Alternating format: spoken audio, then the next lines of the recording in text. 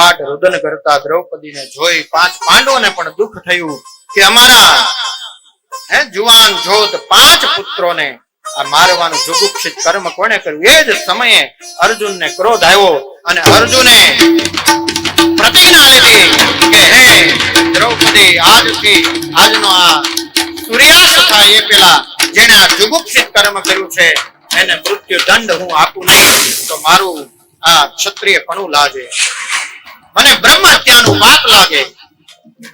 આવી પ્રતિજ્ઞા અર્જુને કરી અને આ બાજુ ભગવાન કૃષ્ણને કહ્યું તમે મારા સારથી છો, જેણે આ જુગુપ્સિત કર્મ કર્યું છે અને જે અહીંયાથી આ પાપી ગયો છે એ રસ્તા તરફ મારો આ રથ લઈ જાઓ. ભગવાન રથની દોરી પકડીને અર્જુન બિરાજમાન થયા. ભગવાન રથને ચલાવતા ચલાવતા અશ્વત્થામા જે હતા ત્યાં લઈ ગયા. અશ્વત્થામાને અર્જુને બંદી બનાવી લીધા. બંદી બનાવી રથમાં નાખી અને લઈ આવ્યા છે પાંડવોની છાવણી આગળ. અને લઈ આવી અને ખડગ કાઢી અને 5 પાંડવો અને દ્રૌપદી ને ભગવાન કૃષ્ણ ઉભા છે એની સામે આમ ખડગ કાઢીને મારવા જાય ત્યાં દ્રૌપદીએ બૂમ પાડી મુંચતામ એશે બ્રહ્મ બંધુર્ન હંતવ્યો બ્રાહ્મણો નિતરામ ગુરુહુ. દ્રૌપદીએ પોતાએ જ કીધું કે છોડી દો એને, મરાય નહીં. કેમ? તો કે બ્રહ્મ બંધુર્ન હંતવ્યો,